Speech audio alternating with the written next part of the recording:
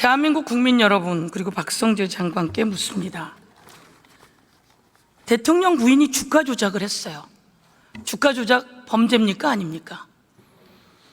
주가 조작하면 됩니까? 안 됩니까? 그런데 제가 주가 조작한 근거를 한 번 더 댈게요. 이거는 법원에서 나온 내용인데요. 김건희 여사 엄마가 주식을 약 2억 원어치를 팔아요. 매도 주문을 넣었어요. 그런데 딱 32초 만에 최은순, 김건희 엄마가 팔은 주가를 김건희 여사가 32초 만에 사요. 여러분, 엄마가 팔고 그리고 딸이 사고 이런 걸 통정매매라고 하는 거예요. 화면에 보세요. 이거 다 이야기해도 국민의힘은 못 알아듣는지 아니라는 거예요. 그럼 제가 또 생생간 녹취를 여러분께 들려드릴게요. 최은순 씨, 김건희 여사 엄마의 둘의 통정매매 과정에서 나온 녹취예요. 최은순 씨가 이야기합니다. 혼자만 알고 있어 3,500원 밑으로 회장이 딜을 해놓았대. 주식을 떨어뜨리지 않으면 성사가 안 된대. 여러분, 이거 주가 조작이죠? 이거 주가 조작이죠? 이게 주가 조작이 아닐 수가 있습니까?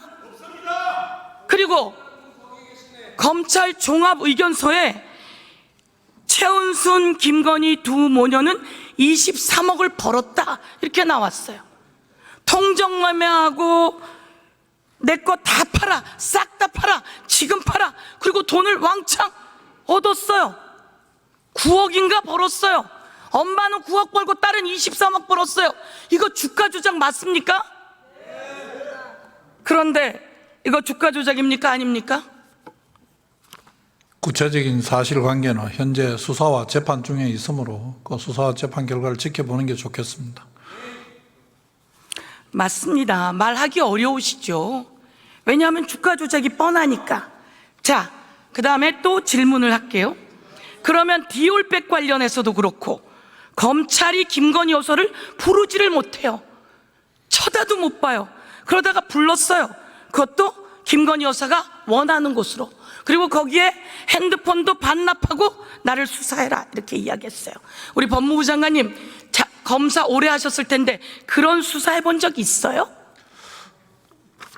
저는 개인적으로 경호가 문제되는 사건을 수사해 본 경험은 없습니다.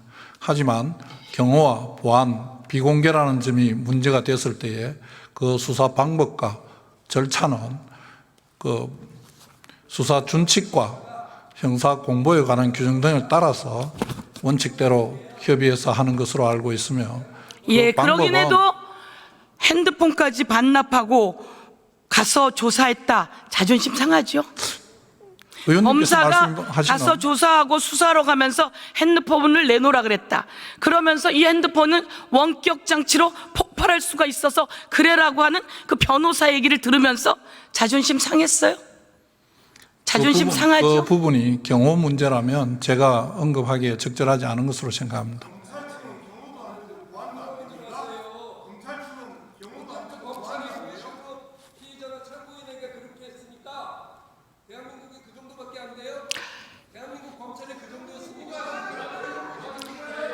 저는 이렇게 생각해요. 법무부 장관께서 이건 아닙니다.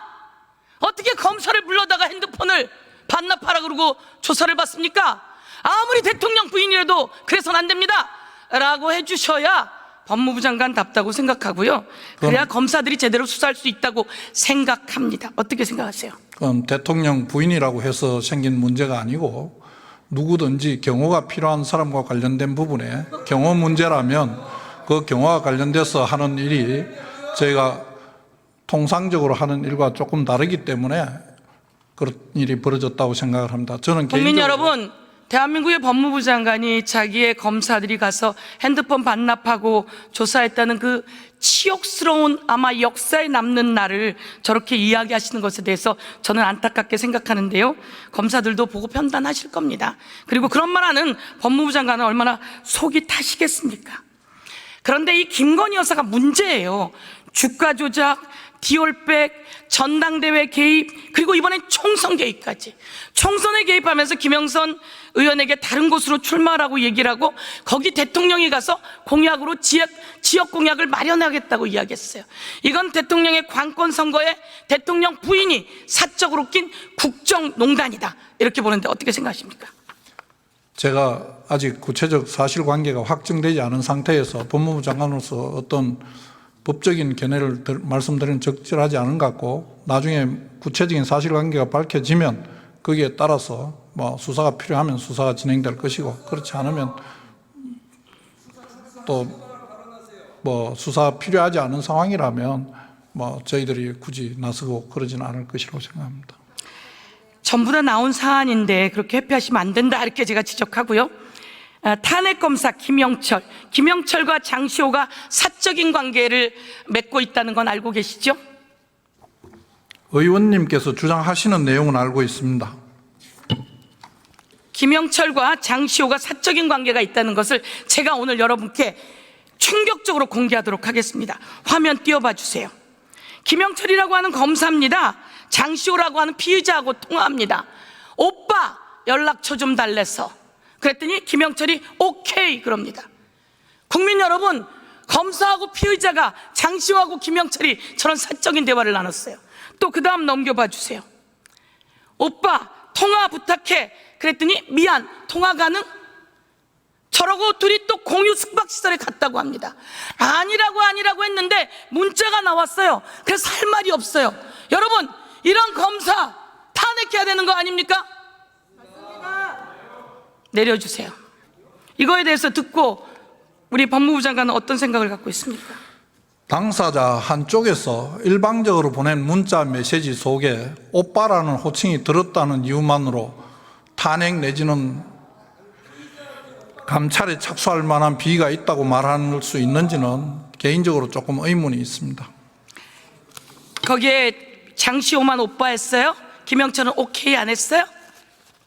상대가 보낸 문자에 지적을 하지 않았다고 해서 그 뭐 사적인 관계가 어떻다 뭐 어쩌다 하는 표현을 인정하기는 적절하지 않은 것 같습니다.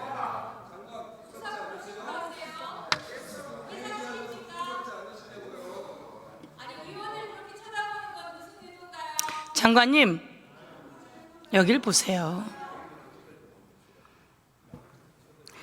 예, 들어가세요.